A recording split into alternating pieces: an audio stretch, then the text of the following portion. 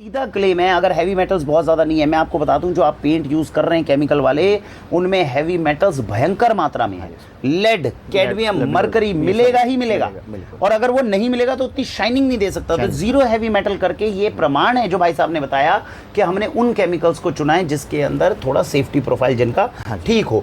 Thermal regulator की तरह काम करेगा। आने वाले समय में गर्मियां बढ़ रही हैं तो एक ट्रांजिशन का फेज है। अगर इस पेंट की परत बीच में आएगी, धीरे धीरे इसको और ज़्यादा इनोवेशन की जाएगी तो गर्मी और सर्दी में थोड़ा घर को प्रोटेक्शन मिलेगा। स्मूथ और इसके अंदर स्पॉटलेस फिनिश के लिए वो 10-15% का सहयोग लिया गया।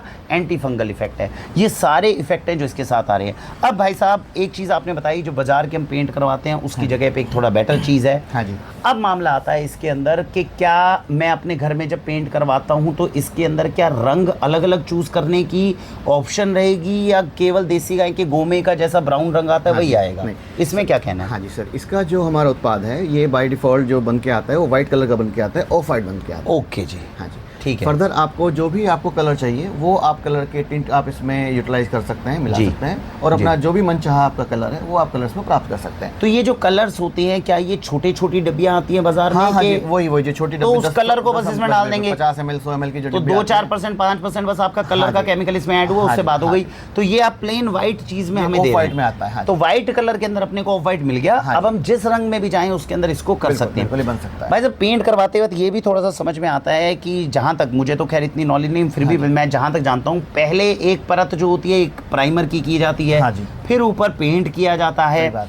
तो जब हम इसको यूज करेंगे तो क्या करें? प्राइमर नॉर्मल वाले से करवाएं फिर पेंट करें, क्या प्रक्रिया रहेगी? हाँ, ये आपका बहुत अच्छा सवाल है इसमें जी। तो मैं यहाँ पे बताना चाहूँगा कि हमारे इसमें भी सबसे पहले जनरली जब घर बनता है तो उसमें पुट्टी लगाते हैं, ठीक है जी। वॉल पुट्टी के बाद हम उसमें प्राइमर अप्लाई करते हैं, फिर प्राइमर लगाएंगे, फिर प्राइमर अप्लाई करने के बाद हम 2 कोट 3 कोट अपने पेंट के लगाते हैं, फिर 3 कोट पेंट के हो जाएंगे। हाँ ठीक है, वो डिपेंड करता है कि जैसी आपको सजावट चाहिए, जैसे आपको फिनिशिंग चाहिए 2 कोट में भी चल जाता है। ठीक है, किसी को नहीं फिनिशिंग समझ में आती 3 कोट भी चल जाता है। ठीक है जी। तो इसी में ही हमारे पास भी हमने भी इसमें प्राइमर बनाया है। ये हमारा वॉल प्राइमर है जी। तो आपको पहले प्राइमर आप इसको प्राइमर की यूटिलाइज मतलब पुट्टी पहले लगा दी नॉर्मल, वो तो लगा दी उसमें हमारा कोई रोल नहीं है सर। अब लगाएंगे प्राइमर, वो प्राइमर आप प्रोवाइड कर रहे हैं?